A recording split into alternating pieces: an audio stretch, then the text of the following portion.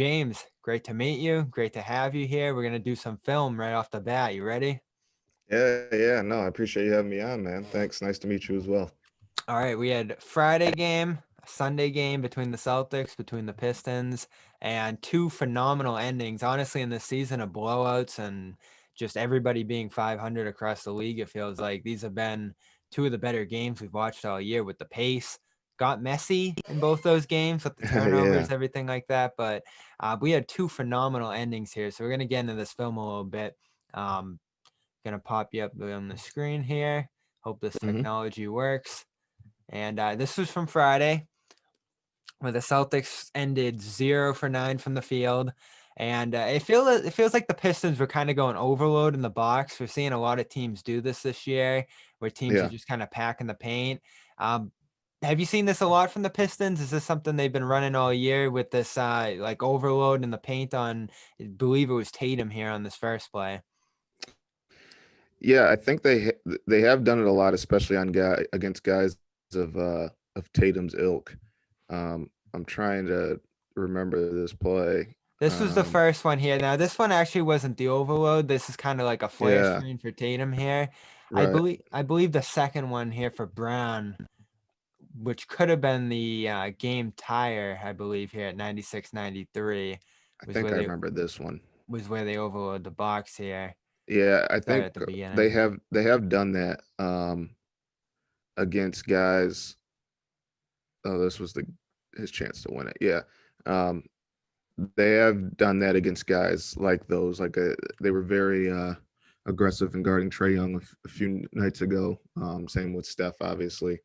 The perimeter defense has been bad at times, has been good at times. Casey's still figuring out defensively his best lineups. It's starting to show a little bit more. I think the Boston game helped, even though I wouldn't say last night was the most defensive game Yeah. of the season. But yeah, no, that's some stuff that they definitely have done um, so far this year. Then we get in the Sunday night. A little more of the same here. Overload on that Tatum side. And Yep. Brown ends up wide open on this one again. If it felt like similar plays to me, more the flare stuff on the Friday that gets Brown and It, Tatum open at the end of the game. But this one, I mean, you can see Brown why he's scoring close to 30 points a game, shooting mhm. close to 60%. Just the amount of pressure that Tatum gets on the perimeter, on his drives, on the pick and roll, all that kind of stuff. And teams are making him show that he's a playmaker, and I think he did that well in the two games against Detroit. I think he moved the ball well. I think um, in terms of attacking, there were times where he's maybe a little too meticulous and try to be a little too methodical to get his own shot. But I think in terms of creating for others, I thought he made a lot of right decisions in both games. Now, Detroit, they go back and tie the game here with about 3 seconds left. And Celtics have played 7 games. Feels like they've had about 4 opportunities for Jason Tatum to get a game winner through 7 of those. And he's actually cashed in on 2 now with this one here on Blake Griffin. Ends up D'ing him up one-on-one here and just gets torched off the three-point line. And Blake hasn't looked great to start this year athletically. I mean, definitely a step back, playing more of a perimeter game, more ground bound than we ever could have imagined. What are you seeing from him early this year? I mean, pretty much what you just described. This is, I think, one thing people forget too. And I mean, it could be this is just what happens after many leg injuries and um, getting up there in age. But Blake literally didn't play for a year. His last game last year was late December. Obviously, couldn't play 5-on-5 as most players, as pretty much all players couldn't during the pandemic. So I do wonder if maybe there's a chance that he looks a little more mobile as the season goes on. Maybe not, because I mean the NBA season does bring wear and tear. But he hasn't played in a while. He has relied heavily on his three ball, which he's shooting well. I mean, 41%, which is pretty much spearheaded by an 8 of 16 performance against the Cavs a few nights ago. Um, I think actually not a few nights ago, last week or a week and a half ago. Mm-hmm. But yeah, you don't see he's not getting off the ground like he used to. He's more passive, definitely playing a lot of 3-point line to 3-point line. But yeah, he hasn't played in a long time, so I'm curious to see how this if this changes at all in the next week or two. Now that he's gotten kind of some shaking some rust off. It's a great play here too. It kind of looks like Grant was on him initially. That's kind of Yeah, what the Pistons would want there. And then it's just a quick dive from Tice, screen and pop up from Tatum there, and Blake ends up on him all alone. And like at the last second, you can see Grant kind of come in here and want to come in and get that double, but it's just way too late without the left elbow there. And it's a great shot from Tatum to close it. So we're talking 1-5 for the Pistons now. Not a great start for them. We knew it'd kind of be awkward with some of the personnel that they have in there. I mean, Jerami Grant's looked good to start the year, but where are you seeing yeah. this team at through the start of the season? I mean, it's exactly what I expected, and I mean, I think it's exactly what the front office expected. Their goal coming into this year was to be competitive, but still build for the future. And if I know probably a lot of your audience is just focused on the Boston game and hasn't really might not be aware of what Detroit has done up until then. But I mean, against Minnesota to open the season, they were up 8 late and lost it. Against Cleveland, they were up and lost it. They've really only lost one game, like kind of definitively, and even that game they came back, and that was Atlanta, who once had an 18-point lead in the game, and Detroit got it down to I don't think they tied it, but it was within 6 points at a point. Yeah. So they've heading into the Boston series, which is weird to say. Heading into the two I love games it though. against Isn't it great? Like you can yeah, kind of just no. like dive into two teams here.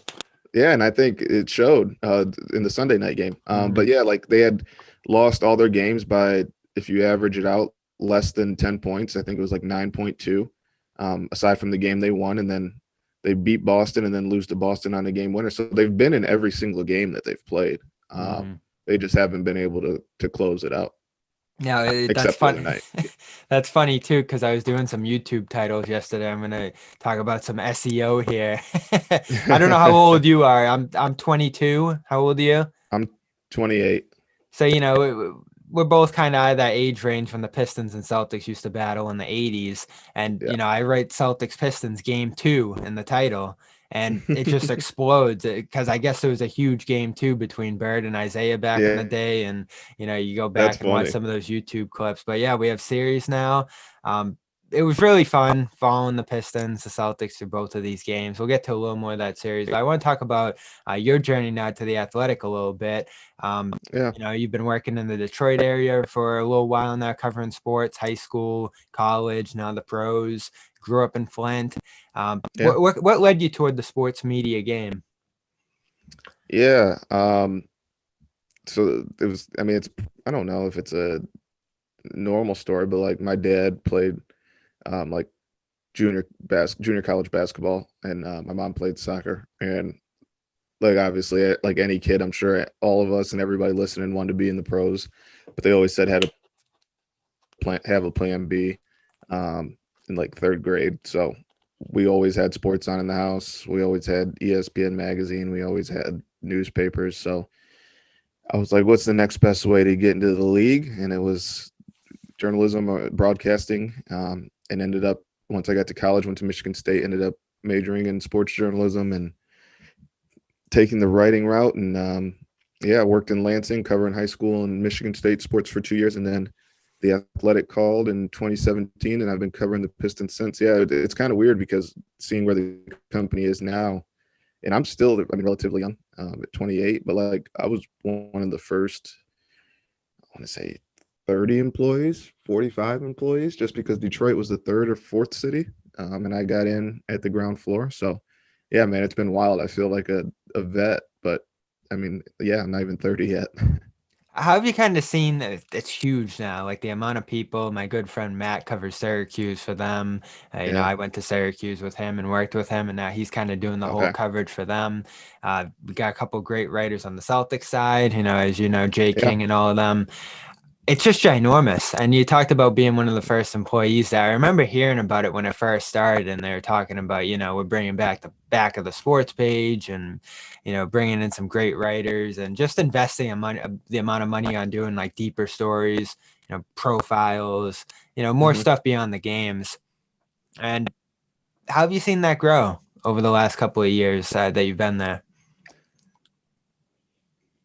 Yeah, like I think people were always hesitant about the subscription model back then. But if you look now, there's no service pretty much on earth that doesn't require a subscription. And that was just always going to be the way that things went as these companies tried to learn how to monetize um, this new digital world. And I think people are always willing to pay for good, thoughtful, in-depth content as long as they feel like they're getting a bang for their buck. And not to say that other publications don't do that, but I think the Athletic, because there are no newspapers, there's not a reliance on getting something out the next day, or there's not a reliance on necessarily clicks. We don't have to have three stories in one night. We don't have to have something that caters to the people who still get hard copies. Like we can take our time and do in-depth stories that, I mean, yeah, like I always look at it like this. Like I can do on Twitter with a few tweets what some people might use as their story. Mm-hmm. And that's just the nature of the business and what we do. And then there's stuff that I think I'm able to do in story form that others aren't able to do just because of time. And I think it's a good balance. I think there's a world for everybody to kind of to live in. I think there are people who are maybe more casual fans that just want to see what's going on that day with a certain team. And there are some people who want to know like inside baseball stuff. So I think this world we can all live in and thrive in. But there's definitely different avenues. And I'm not surprised that the Athletic has had the success it has because I mean, like you said, like there's so many great writers doing great stuff, and people are learning more about their teams and the players they follow than I think ever before. And I think the Athletic is has played a big part in that. Now you've had a good story come out on Jerami Grant making his road to the Pistons. I see you got another one coming. Yeah, yeah, yeah. You got the wrong message. It was actually supposed to go to. We have a Athletic beat writer DM thing.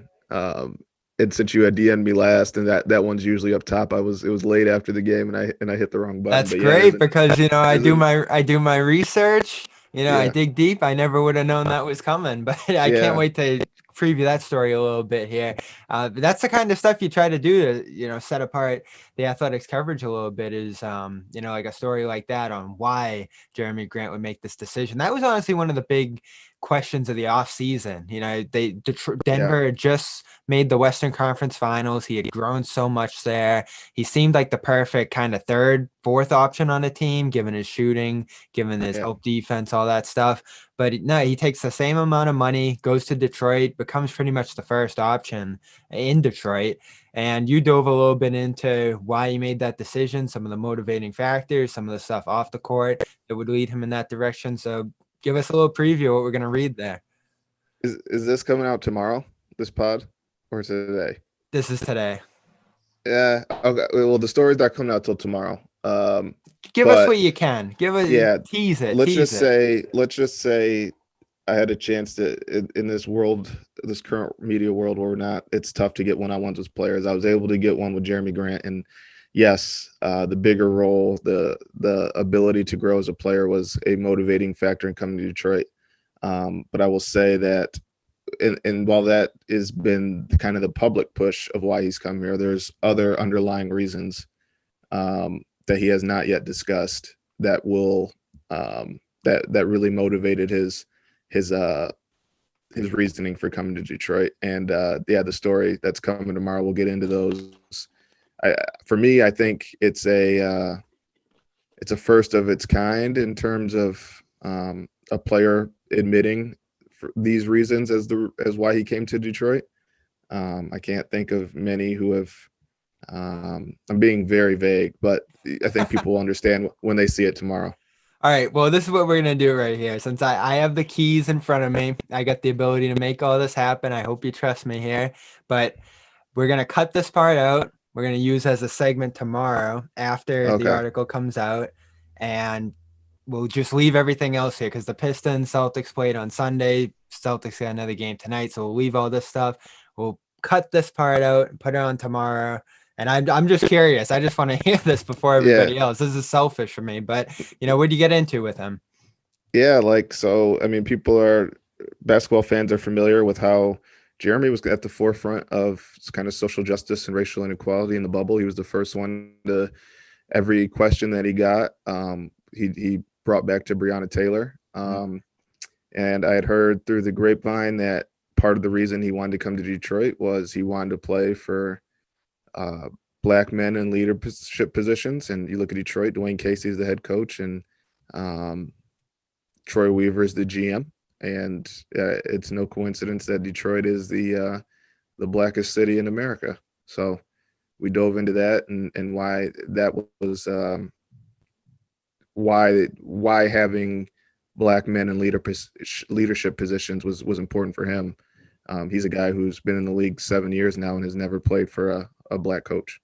And is that kind of what the Pistons are building here a little bit in terms of, the leadership structure from Troy Weaver, Dwayne Casey, yeah, he's had a phenomenal run in Toronto, no championship, but, a guy that you can trust as a head coach, I think has done a good job in a couple of different stops now.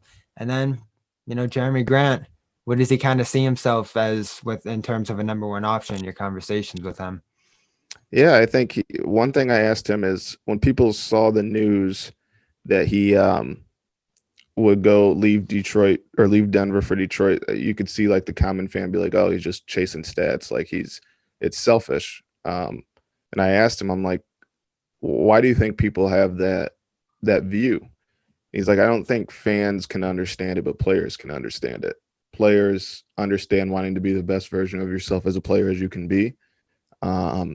And I think fans just look at it as I just walked away from a situation where I would win. And I get it. Like you only get a short amount of time to play in this craft. And Jeremy, you look back at his history, even going back to high school, he's never been considered the best player on his team. In high school, he played with Victor Oladipo, his brother Jarian, and Quinn Cook. In college, he was with CJ Fair, Tyler Ennis. And then, I mean, in the NBA, we all know he's never been considered the best player on his team. So I get it. Like you only get to play this game for so long. You want to find out what you're made of. You want to find out what you can do. And if you can go and help build a organization back from the ground up and still do it in a way that fulfills some of your other objectives as a human and as a man, totally understand it. And I think the story that's going to come out will make a little bit more sense for those who question Jeremy's decision, because it's the other part of his decision aside from basketball can't be written into a contract or quantified with minutes logged and shots taken. I love that, and I appreciate you giving us the teaser there. I want to stay on Grant because this isn't a Syracuse podcast, but we're Syracuse adjacent. We started the show in Syracuse. We talk a lot about Syracuse because it's just one of the things I love.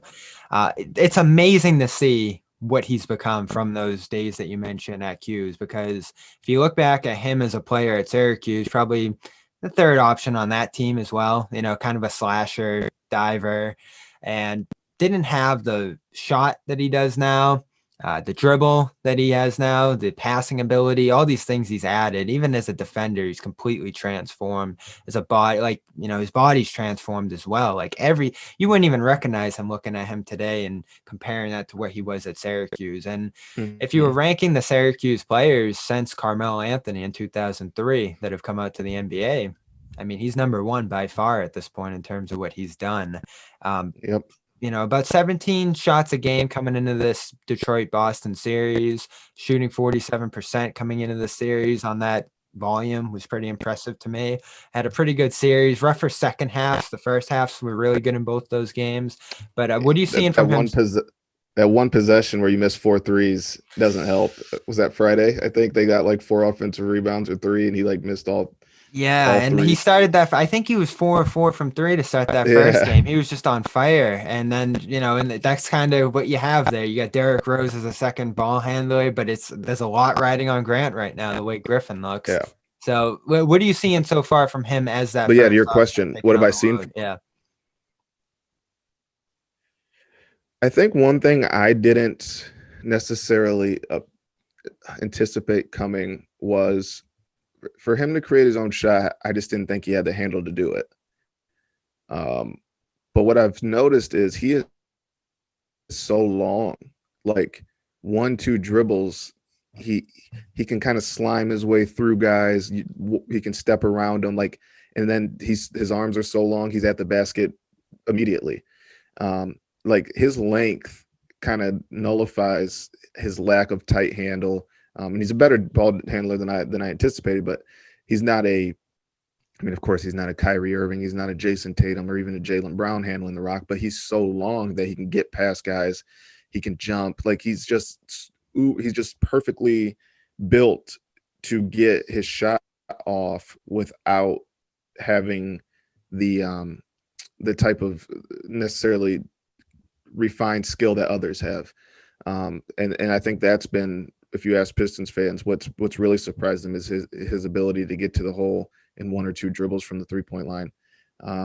I think he's finished pretty well. I think a lot of times he's gotten fouled and hasn't really been called, and that maybe comes with more. If you ask Detroit fans, they don't get calls anyway. Maybe an But all-star appearance will I do think that. that's Who going to knows? come Yeah. with for Jerami. Yeah. You don't know how things are called, but yeah, I think that's been the most impressive thing for me. His ability to get to the hole, using not over dribbling. I do think he needs to kick out some. I think his efficiency would be even better if he just a little more kicked it to the corner a little more instead of forcing up a tough shot. But I mean, he's made a good amount of them, so he's getting there. Defensively, he's been doing what he does. But yeah, I think his ability to get to the hole is probably what surprised most people. So, you grew up in Detroit, probably a Pistons fan growing up. You got a pretty historic franchise there, great players, Wallace, a team that kind of reflects the city to some degree when you look back on some of the championship teams that they've had there. Uh, I think one of the interesting things, and I think I heard Bill Simmons talk about this on his podcast yesterday with, talking about the Bills and Stephon Diggs coming in and him having this great season, but, Buffalo, the city, not getting to interact with him in the stadium even with the great year he's had. So you don't have that direct fan player connection in the stadium. And I see you at these games, empty crowds, of course, in Detroit, probably for most of the season, as Yeah. Jerami Grant makes his Detroit debut. And you talk a lot about, the connection between him and the city that he's trying to form here. How do you think Detroit fans are going to ultimately connect with him? And how do you think he's going to kind of interact with the city, the fan base, what the Pistons are and what they're building? It's a good question. I actually so I grew up in a Pistons family. I'm from Flint, which is just an hour and a half. People know Miles Bridges, Flintstones, Monty Morris, JaVale McGee, all from Flint. But I actually grew up a Clippers fan. That was, for some reason, I gravitated towards Sean Livingston and Chris Kaman, who That's went a to weird Central. one. Yeah, yeah. No, I liked Chris Kaman. Went to Central Michigan, so I got to see him play a lot. And then Sean Livingston, everyone compared him to Magic Johnson, and being a Michigan State guy, like I just gravitated toward that. Yeah. But I know what the city. I mean, I know what the city likes to see. I know what the city appreciates in its basketball teams, and I think this. The message is clear. I think there are some fans who think that this team's trying to chase the 8 seed again. I don't think those are necessarily the most in tune fans. I would say, like, it's your casual fan, and that's the fan that's probably most likely to go buy a ticket. But if they're able to compete, that was my question coming into the Boston series. Boston's record wasn't as good as I think the Celtics are. But I was curious if Detroit could play competitive with a team like that.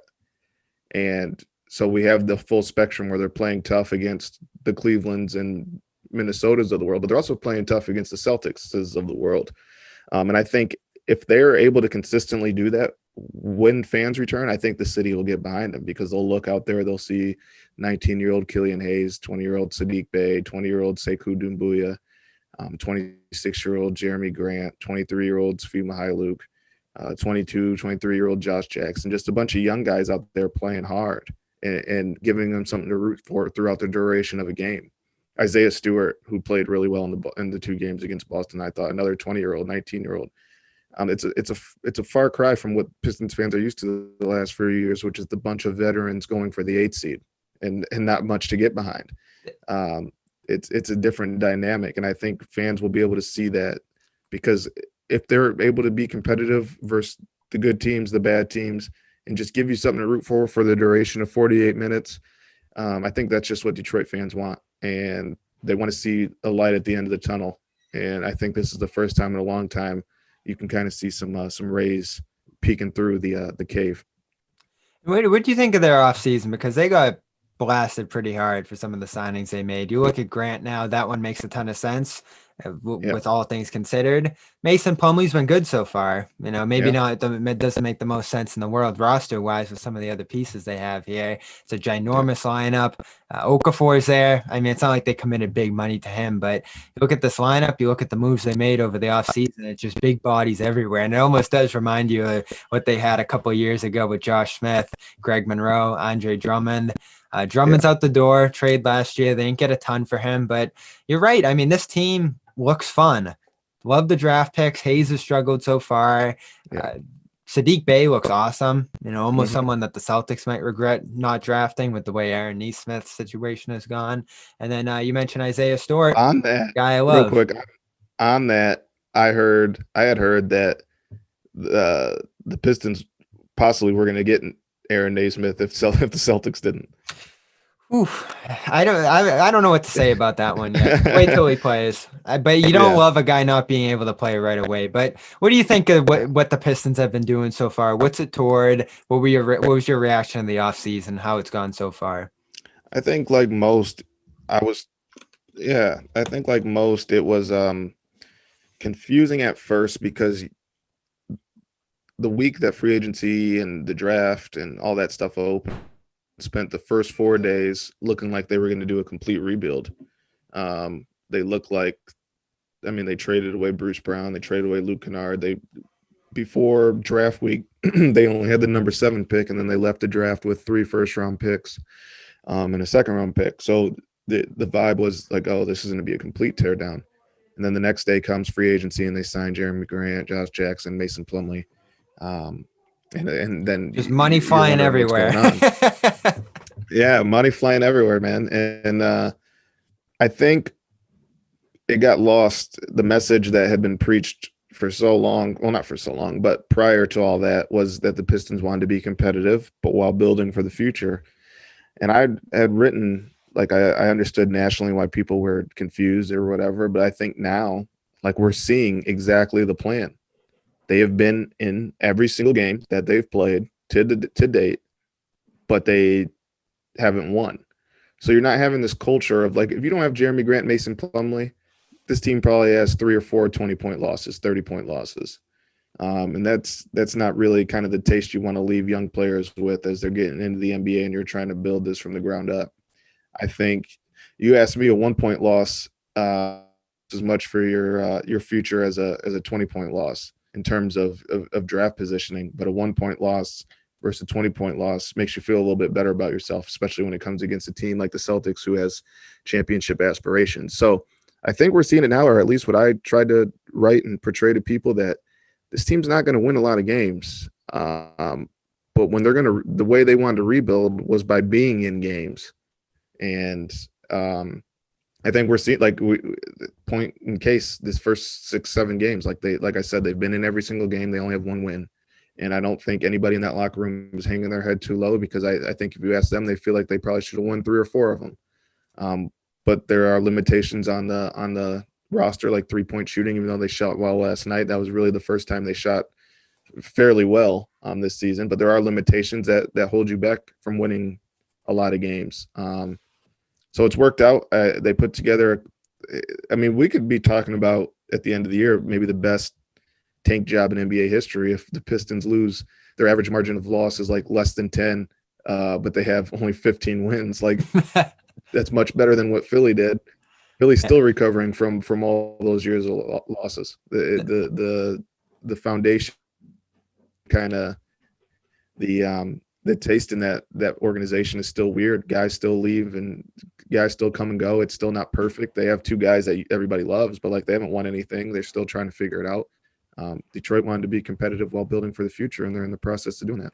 Well, I'm impressed so far. They almost have a fan in me in terms of what they're doing and how they look early on. I love the young players there, and they were a fun watch over the weekend. I think there's been some of the most enjoyable Celtics games I've watched so far to start this year. The way they just went out there and attacked. It was almost reminiscent of those early Celtics rebuild years, just the pace and intensity with which they played. So they'll be an interesting watch for people this year, probably more fun than people expected. I think there's definitely going to be a thin line between a lottery team and a playoff team with the 10 playoff spots this year. So they're going to kind of be towing that line. But so far at 1-4, you're right. Like they'll be among those bottom teams that have a chance for the number one pick in a pretty good draft. Before we get you out of here, I want to do some music. We got some strange, saddening news at the same time in MF Doom's passing.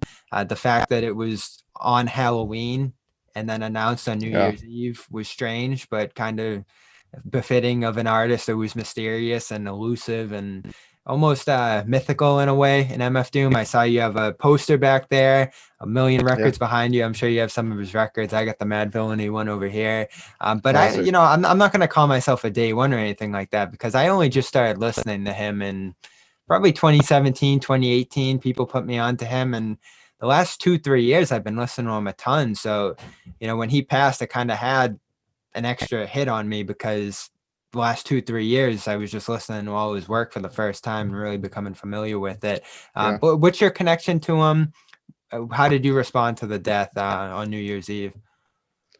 Yeah, the connection was so like I've always been into. I grew up in kind of the blog era of rap. So like Two Dope Boys, all hip hop. Gosh, now there's like none that I use, so like I can't remember them. But like Two Dope Boys specifically, like so they would post like obviously like mainstream stuff, but they would also post like underground stuff.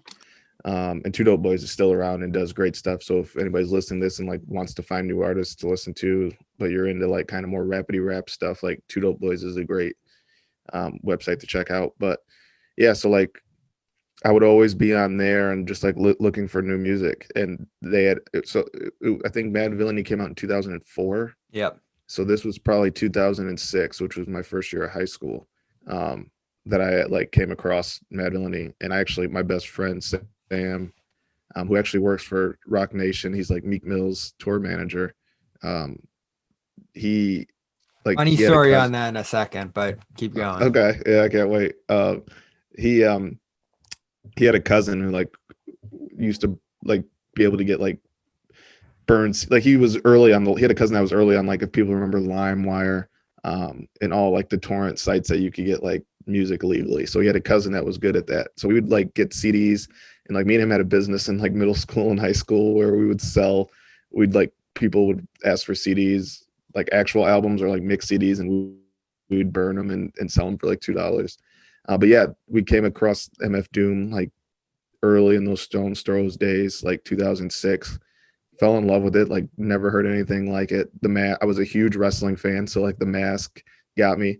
And then just the way he rhymed and like the beats were like ridiculous. And like we were both big Jay Dilla fans, so it was like part of that ilk too. So yeah, ever since then you go back and listen to stuff before, and then I just followed ever since. So I was pretty early on it, but that was just kind of a product of being very into music at like 13 and 14 and knowing where to go to find like very obscure hip hop like that. But yeah, also on his death, yeah, it was a sad story. Like, so my girlfriend had got me a Christmas gift that had just arrived. It was late, obviously. I'm sure a lot of people got late gifts.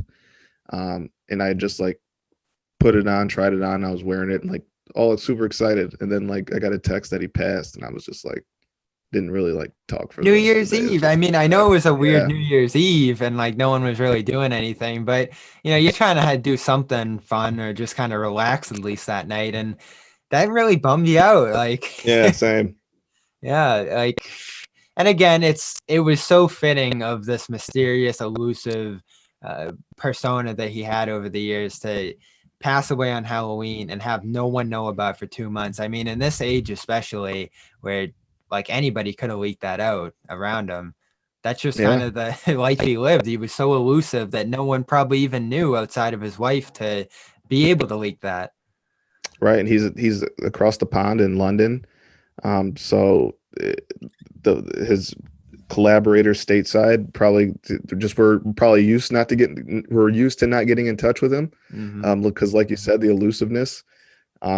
Yeah, man, it's sad because to me he's the most creative artist ever in hip hop. Like aside from the mask and the mystique, but like the way he rhymed. I mean, like food is like ridiculous. It's literally everything on the surface sounds like food references, but it's like deeper than that if you like listen or like have the lyrics in front of you. Like it's just the skits he would have leading into songs, the samples, the beats, like no, it was just so raw. Nobody did anything like that. Nobody sounded like him. Everybody that knew about him appreciated him and saw him as one of the best. It's sad because there's like you want your favorite artist to always make music, and now he's not like there's no. I mean, I'm sure there's probably might be stuff that comes out that he recorded. I'd imagine he's sitting on a lot of unreleased music, but it's like you always envision your favorite artist to make music forever. So like it's that was tough. Like you're gonna have to live with what you got and make the most of it. Fairly young too at 49. Like, Yeah, lived a life, but way, way younger than you would want one of your favorite people to pass away there. And he had a tough life. His son passed away in the last few years. yeah, Obviously his brother passed away very early in his career and, went through a ton of challenges in his life and obviously had a health battle at the end, of course, too. No, we don't know why he died, but I look at him and you talk about some of the things that made him so great. The technical aspect, and for people who love rap, like the technical aspect is always going to be something that if you bring it on that end, there's going to be awesome respect. And he right. clearly was the best rhymer ever. Like it's not Yeah, even close. I was looking through some of his best lyrics ever, and he threw in like a volcano in Iceland as part of like a rhyme scheme. yeah. And like It he would was just make these diversions. And I think what was so interesting too, you talk about like some of the content of food. And what stuck out to me about that one too is how like on the surface, it would always be the persona, the villain, yeah, almost narrating like his own adventures of this villain, whether it was him or a character that he was playing. But then you would hmm have these short diversions like Deep Fried Friends into some more personal stuff.